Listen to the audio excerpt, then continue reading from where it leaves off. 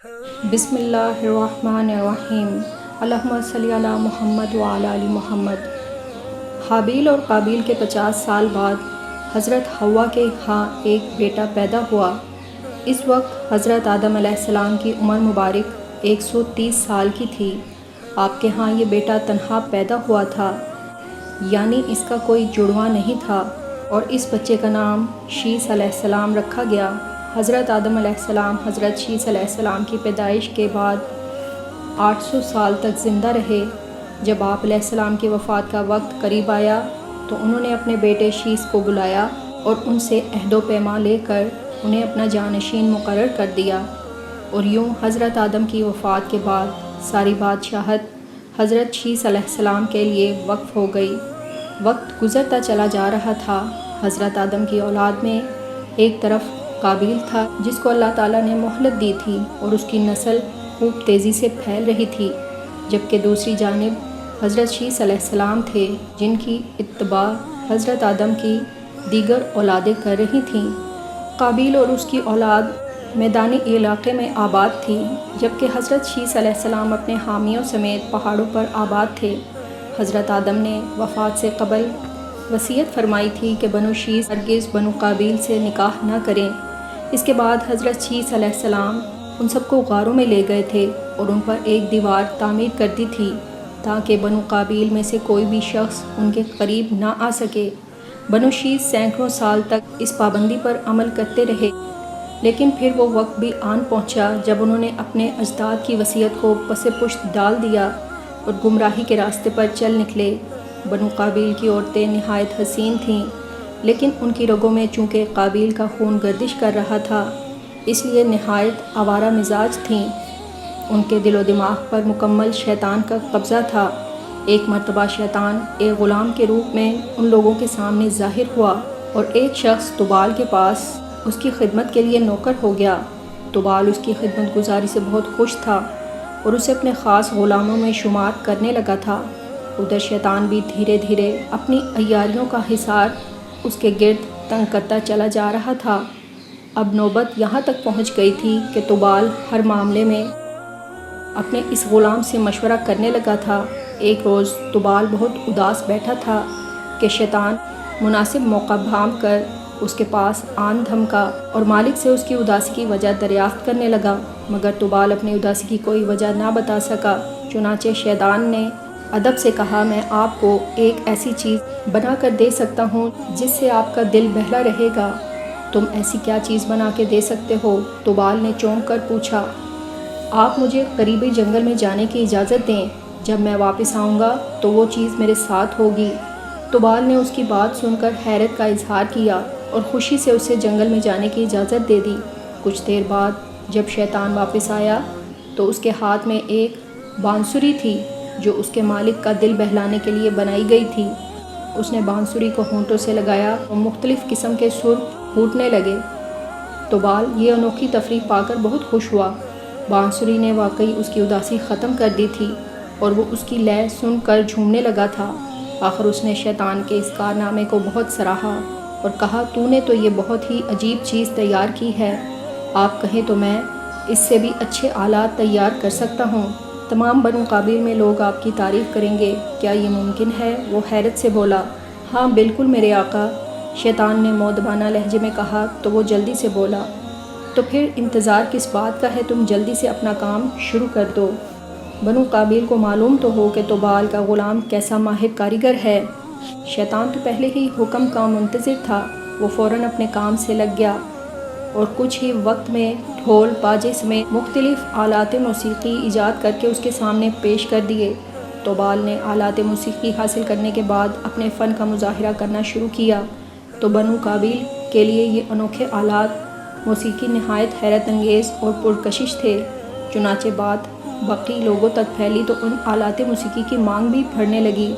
بہت سے لوگ اپنے طور پر بھی ان آلات کی تیاری میں مصروف ہو گئے تھے۔ ادھر شیطان نے ان آلات کو بڑی ہوشیاری سے گھر گھر میں پھیلا دیا تھا۔ اب ڈھول تاشوں کی آوازیں بنو قابیل کے میدانوں میں گونجنے لگی تھیں۔ جب لوگوں کے جوش و خروش میں مزید اضافہ ہوا تو ان کی عورتیں بھی بناؤ سنگار کر کے گھروں سے نکلنا شروع ہو گئیں اور موسیقی کے ساتھ ساتھ رقص کا سلسلہ شروع ہو گیا۔ پھر دھیرے دھیرے عورتوں کے اس رقص میں مرد بھی حصہ لینے لگے، جس کی وجہ سے نت نئی برائیوں نے جنم لینا شروع کر دیا۔ اب بنو قابیل میں موسیقی کا استعمال عام ہو چکا تھا۔ وہ دن بھر انہی گمراہی کے کاموں میں مصروف رہتے تھے۔ ڈھول تاشوں کا شور اتنا بڑھ گیا کہ آوازیں اب ان پہاڑوں تک سنائی دینے لگی تھیں جہاں بنو شیس علیہ السلام آباد تھے۔ ایک روز بنو شیس کا ایک آدمی ان آوازوں کا تعاقب کرتا ہوا پہاڑ سے نیچے اتر آیا۔ اس روز بنو قابیل اپنا کوئی جشن کا تہوار منا رہے تھے۔ میدان میں ساز بج رہے تھے اور رقص کی محفل جمی ہوئی تھی۔ اس وقت بیشتر لوگ نشے میں تھے اور عجیب بے فکری کا ماحول تھا۔ پہاڑ سے اترنے والے شخص کے لیے یہ دنیا بالکل نئی تھی۔ اس نے ایسے ساز پہلے کبھی نہیں دیکھے تھے اور نہ ہی ایسی خوبصورت عورتیں پہلے کبھی دیکھی تھیں۔ وہ شخص رات بھر وہاں رہا اور ان لوگوں کے ساتھ مل کر خوب تفریح کی۔ اگلی صبح وہ پہاڑ پر واپس لوٹ گیا۔ اپنے ساتھیوں کے درمیان پہنچ کر اس نے انہیں ان سازوں اور عورتوں سے متعلق بتایا جنہیں وہ دیکھ کر آ رہا تھا۔ اس کی باتیں سن کر دوسرے مردوں کے دلوں میں بھی وہ سب کچھ دیکھنے کا تجسس پیدا ہوا جو ان کا ساتھی دیکھ کر آیا تھا۔ بہت جلد یہ راز کی بات بنو شیس کے بہت سے لوگوں کو معلوم ہو چکی تھی اور وہ سب لوگ بنو قابیل کے لوگوں سے ملنے کے لیے بے چین تھے۔ ان کے خیال میں بنو قابیل بہت ترقی کر چکے تھے، جبکہ حضرت شیس علیہ السلام انہیں کسی خاص تعصب کی وجہ سے ان لوگوں سے ملنے سے روک رہے تھے جسے وہ خود پر ظلم تصور کر رہے تھے۔ چنانچہ باہمی مشورے کے بعد یہ سب لوگ ایک ٹولے کی شکل میں پہاڑ سے اتر کر میدان کی طرف چل پڑے۔ بنو قابیل کی ایک خاصیت یہ تھی کہ ان کی عورتیں بہت خوبصورت تھیں لیکن مرد بدصورت تھے، جبکہ بنو شیس کے مرد اپنی عورتوں کی نسبت زیادہ حسین تھے۔ لہٰذا جب بنو قابیل کی عورتوں نے بنو شیس کے خوبصورت مردوں کو دیکھا تو وہ ان کی جانب راغب ہونے لگیں۔ بنو شیس کے لوگ پہاڑ سے اتر کر ان لوگوں کے ساتھ ایسے گھل مل گئے کہ کسی کے ذہن میں واپسی کا خیال تک نہ آیا۔ شیطان نے انہیں صراط مستقیم سے بھٹکا دیا تھا۔ اب اس معاشرے میں وہی کچھ ہو رہا تھا جو شیطان چاہتا تھا۔ جب یہ لوگ کافی عرصہ تک واپس پہاڑ پر نہ پہنچے تو ان کے ساتھی ان کی تلاش میں پہاڑ سے اتر کر میدان میں آئے تاکہ معلوم کر سکے کہ ان لوگوں پر کیا بیتی، لیکن وہاں کا ماحول دیکھ کر آنے والے بھی اپنا مقصد بھلا بیٹھے اور انہی برائیوں میں مبتلا ہو کر اپنے بھائیوں کے راستے پر چل نکلے۔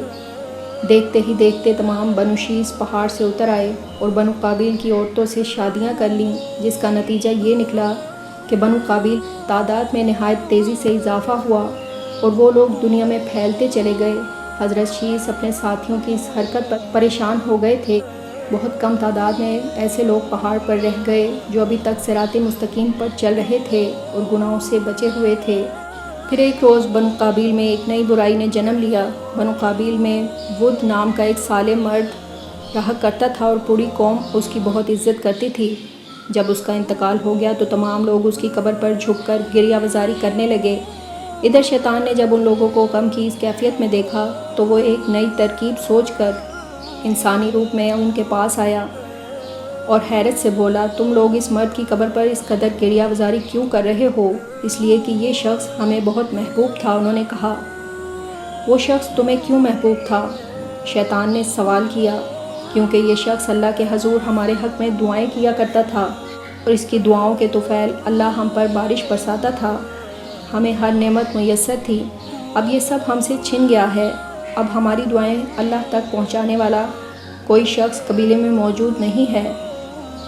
شیطان نے کہا، تم کہو تو میں تمہارے لیے اس مرد صالح کی تصویر بنا دوں تاکہ تم اس کی تصویر اپنی مجلس گاہ میں سجا کر رکھ دو اور اسے دیکھ دیکھ کر تسکین حاصل کرو۔ یہ تو بہت اچھا خیال ہے، اس سے تو ہماری آنکھوں کو ٹھنڈک ملے گی۔ شیطان کی تجویز کام آئی تھی۔ ابلیس نے فوراً مرنے والے شخص کی ایک تصویر بنا کر ان کے سامنے پیش کر دی، جسے ان لوگوں نے اپنی مجلس گاہ میں رکھ لیا اور سب اس کی پوجا کرنے لگے۔ شیطان نے جب دیکھا کہ یہ لوگ تصویر سے بہت زیادہ مرادیں مانگنے لگے ہیں تو اس نے انہیں اس شخص کی بہت سی تصاویر بنا دیں تاکہ وہ لوگ تصاویر اپنے گھر لے جائیں۔ یوں مرنے والے شخص کی پرستش گھر گھر میں ہونے لگی۔ حضرت آدم علیہ السلام کے 800 سال بعد ایک اللہ کی عبادت ہوتی رہی، لیکن ان بتوں کے وجود میں آنے کے بعد اللہ کی عبادت ترک ہو گئی اور یہ بت ہی ان کے خدا بن گئے۔ رسول صلی اللہ علیہ وآلہ وسلم نے اس قوم کے بارے میں فرمایا تھا، وہ لوگ ایسے تھے کہ جب ان میں سے کوئی نیک اور صالح شخص وفات پا جاتا تو یہ لوگ اس کی قبر کو سجدہ گاہ بنا لیتے، پھر اس کی صورت بنا کر رکھ لیتے۔ یہ لوگ اللہ تعالیٰ کے نزدیک بدترین مخلوق تھے۔ محمد کا امتی چینل کو سبسکرائب کریں، ویڈیو کو لائک اور شیئر ضرور کریں۔